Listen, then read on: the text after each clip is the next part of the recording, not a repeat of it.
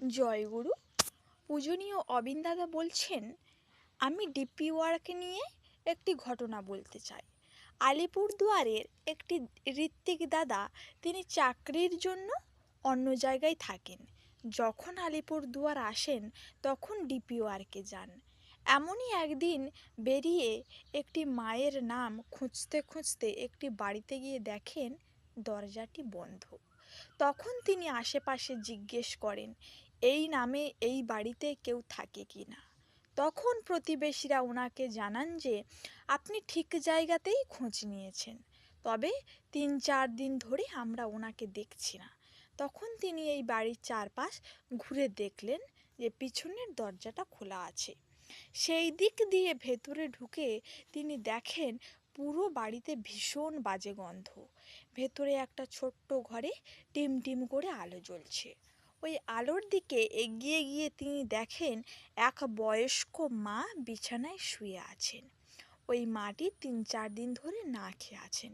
বিছানাতেই তিনি প্রাকৃতিক কাজ করেছেন, তাই সারা বাড়িতে দুর্গন্ধ ছড়িয়েছে। তারপর সেই ঋত্বিক দাদা পাড়ার কয়েকজন গুরুবোনকে ডেকে আনলেন।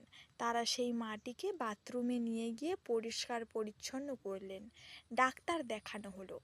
সেই মাটি আগে সেলাই, আচার বানানো ইত্যাদি কাজ করতেন, কিন্তু এখন ডায়াবেটিসের কারণে তার চোখটি খারাপ হয়ে গিয়েছে। আগে দিনের আলোতে অল্প অল্প দেখতে পেলেও এখন একেবারেই দেখতে পান না। ওনার বাড়িতে সেরকম কেউ নেই, তাই এরকম দুরবস্থায় তিনি পড়েছিলেন। কিন্তু ঠাকুরের দয়ায় ডিপি ওয়ার্ক করতে গিয়ে আমরা সেই দিন তার বাড়িতে পৌঁছালাম। সেই মাটি এখনও সুস্থভাবে বেঁচে আছেন। প্রতি মাসেই গুরু ভাইরা ওই মাটিকে জীবন চলার জন্য প্রয়োজনীয় সমস্ত কিছুই দিয়ে চলেছেন। ওই বাড়িটি গুরু ভাইদের এখন আড্ডাস্থান হয়েছে। ওই বাড়ি থেকে এখন ডিপি ওয়ার্ক সঞ্চালিত হয়। যদি ওই দিন ঠাকুর দয়া না করতেন, ওই দাদা ওই মার কাছে না পৌঁছাতেন, তাহলে হয়তো ওই মাকে আমরা হারিয়ে ফেলতাম। এরকমই আরও কত কত লোক যে আপনাদের যাওয়ার অপেক্ষায় বসে আছেন। তাই আপনাদের অলসতা ত্যাগ করে নিরলসভাবে কাজে এগিয়ে যেতে হবে। এইভাবে ডিপি ওয়ার্ক করতে গিয়ে আমরা অনেক মানুষকে বাঁচিয়ে দিতে পারি।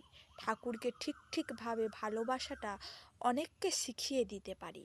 আর তার জন্য প্রত্যেককে এই কাজটা একটু মনোযোগ দিয়ে করতে হবে।